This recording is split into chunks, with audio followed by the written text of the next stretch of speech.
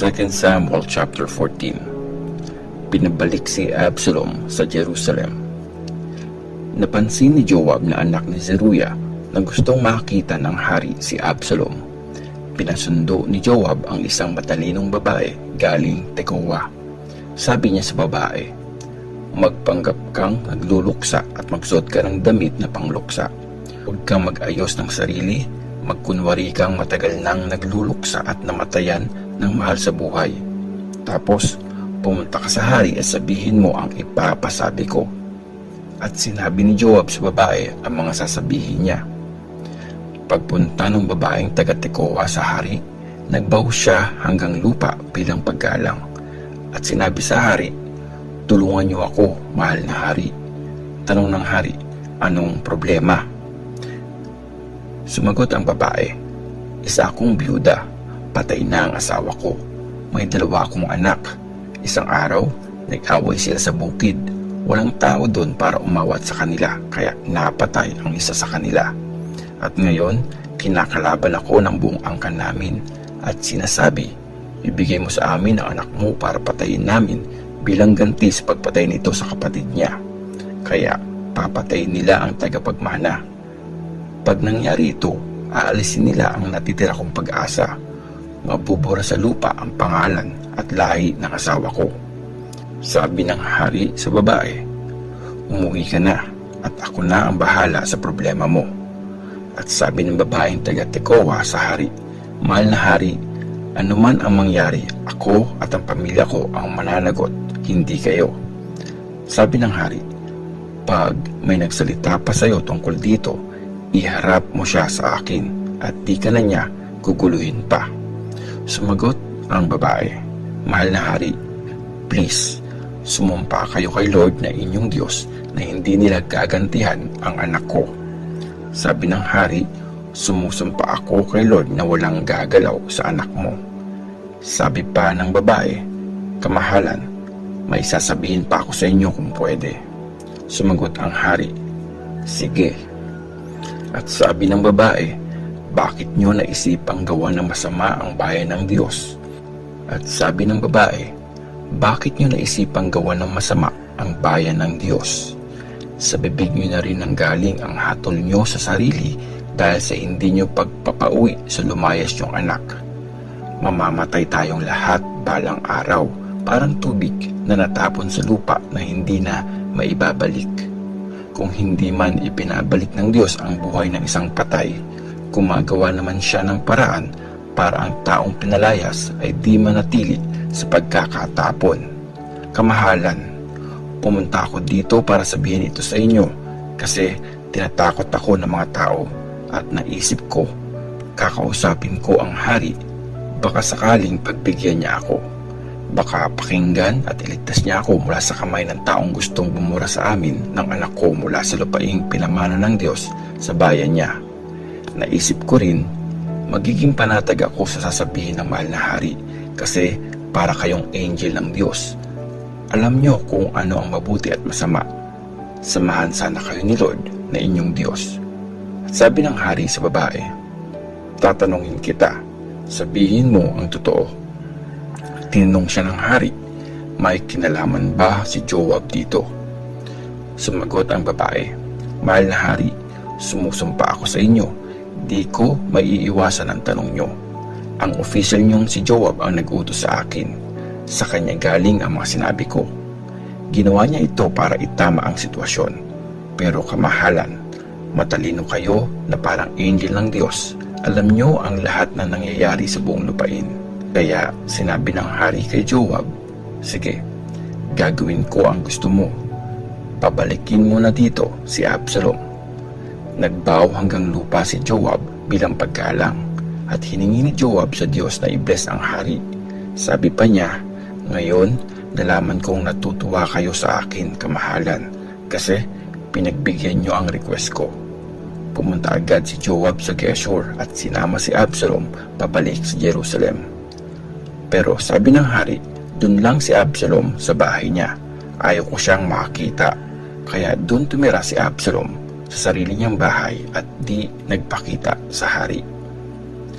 Pinatawad ni David si Absalom.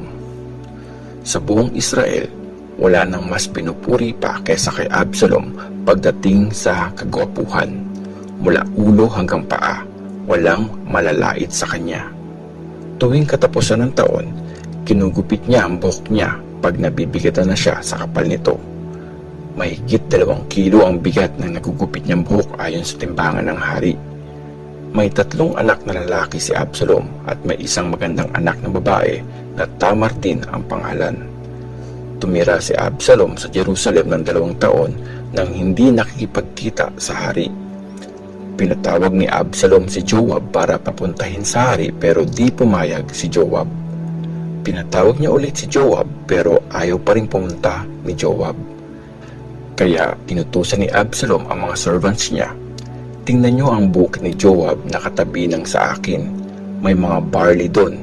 Puntahan niyo yun at sunugin. At sinunog nga ng mga servants ni Absalom ang bukid ni Joab. Pinuntahan agad ni Joab si Absalom sa bahay niya at tinanong, "Bakit sinunog ng mga servants mo ang bukid ko?" Sumagot si Absalom, "Kasi pinasabi kong pumunta ka dito at ipapasabi ko sa iyo sa hari, bakit ba ako umalis sa Geshur? Mas okay pang nag-stay na lang ako doon. Hayaan mo akong humarap sa hari at kung may kasalanan ako, hayaan mong patayin niya ako." Kaya pumunta si Joab sa hari at sinabi ang pinapasabi ni Absalom at pinatawag ng hari si Absalom. Dumating siya, nagbow hanggang lupa sa harap ng hari at hinalikan ng hari si Absalom. 2 Samuel chapter 15. Nagrebelde si Absalom. Tapos nito, kumuha si Absalom ng chariot niya at mga kabayo at saka 50 na lalaki para samahan siya. Maagang gumigising si Absalom para tumayo sa gilid ng gate. Pag may pumupunta sa hari para humingi ng tulong, sinasalubong ito ni Absalom at tinatanong, "Saang lugar ka galing?" Pag sumagot yung tao, "Galing ang lingkod nyo sa ganitong tribe ng Israel." Sasabihin ni Absalom, "May punto ang kaso mo pero walang inassign ang hari para ayusin ang problema mo." Tapos, sasabihin pa ni Absalom, "Kung may magbibigay lang sa akin ng power para mag-judge, malamang lahat ng mga problemang ilalapit sa akin makakakuha ng justice." Tuwing may mga taong lumalapit sa kanya para lumukod at magbigay galang, inaabot niya ang mga kamay nila tapos niyayakap sila at hinahalikan. Ginagawa lagi yun ni Absalom pag may pumupunta sa hari para humingi ng justice. Dahil doon, nakuha ni Absalom ang loob ng mga tao.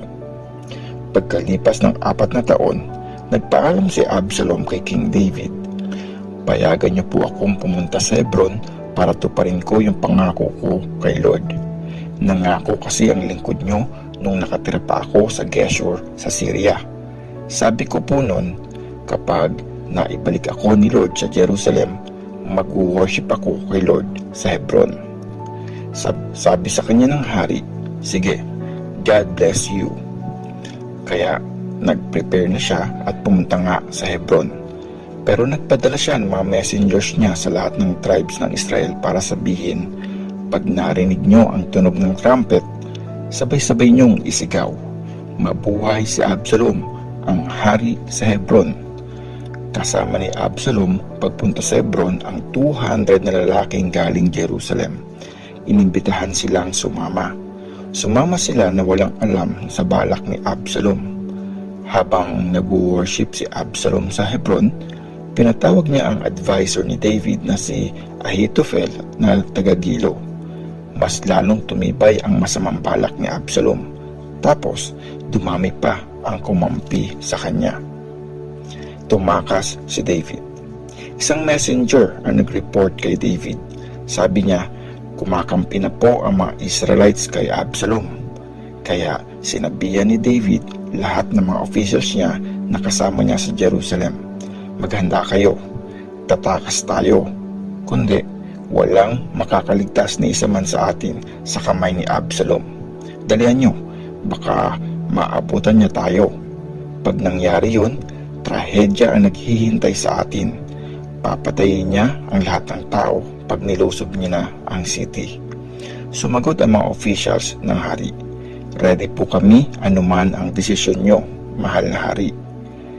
Kaya umalis ang hari kasama ang buong pamilya niya, pero pinaiwan niya ang 10 asawang lingkod niya para mangalaga sa palasyo. Habang palabas ng city ang hari, sinundan siya ng mga tao. Tapos huminto sila sa pinakahuling bahay sa dulo ng city. Tumayo sa tabi nun si David. Tapos dumaan sa harap niya ang mga officials niya, lahat ng mga bodyguard niyang Cherethites at Pelethites, at yung 600 na mga sundalong taga-Gath na loyal sa kanya. Tinanong ng hari si Itay na taga-Gath, "Bakit kayo sasama sa amin? Bumalik kayo at magstay para samahan ang bagong hari. Mga dayuhan kayo dito na pinatapon mula sa bayan nyo. Bago pa lang kayo dito. Tapos isasama ko kayo para magpagala-gala saan man ako pumunta. Bumalik ka at isama mo ang mga kababayan mo. Iparanasan sa inyo ni Lord ang katapatan at pag-ibig niyang hindi nagbabago." Pero sumagot si Itay sa hari, "Sa ngalan ni Lord, kung nasan kayo, doon din kami pupunta. Mahal naming hari. Sasama kami sa inyo kahit buhay pa namin ang maging kapalit." Sinabi ni David kay Itay, "Kung ganon, sige, sumama na kayo." Kaya nagpatuloy sa paglalakad si Itay na taga-Gath kasama ang mga tauhan niya at pamilya. Nag-iyakan ng malakas ang mga taong bayan habang dumadaan sila David. Tinawid ng hari at ng mga kasama niya ang batis ng Kidron at naglakad papuntang desert. Sumama rin sina Abiathar at Zadok, pati ang mga Levites. Dala-dala nila ang box ng kasunduan ng Diyos, pero nilapag nila ito hanggang makalabas ng city ang lahat ng mga kasama nila. Kaya sinabi ng hari kay Zadok, "Buhatin niyo ang box ng kasunduan pabalik sa loob ng city. Kung natutuwa pa sa akin si Lord, ibabalik niya ako para makita ito ulit at ang kinalalagyan nito. Pero pag sinabi niyang hindi ako natutuwa sa iyo, ready na ako sa anumang gusto niyang gawin sa akin." Sinabi pa ng hari kay Zadok, "Ganito ang gawin niyo ni Abiathar. Tahimik lang kayong bumalik ng city. Isama mo si Ahimaas na anak mo at si Jonathan na anak namin ni Abiathar. Maghihintay ako dito sa gilid ng batis hanggang makatanggap ako ng report mula sa inyo." Kaya dinala ni Zadok at Abiathar ang box ng kasunduan pabalik sa Jerusalem at nagstay sila doon. Tapos umakyat si David sa tuktok ng Mount Olives. Umiiyak siya habang umaakyat ng nakapaa at nakakover ang ulo bilang sign ng kalungkutan. Lahat ng kasama niya ay umaakyat ding nakakover ang ulo at umiiyak. Nireport kay David na isa si Ahithophel sa mga kasama ni Absalom sa planong pabagsakin siya.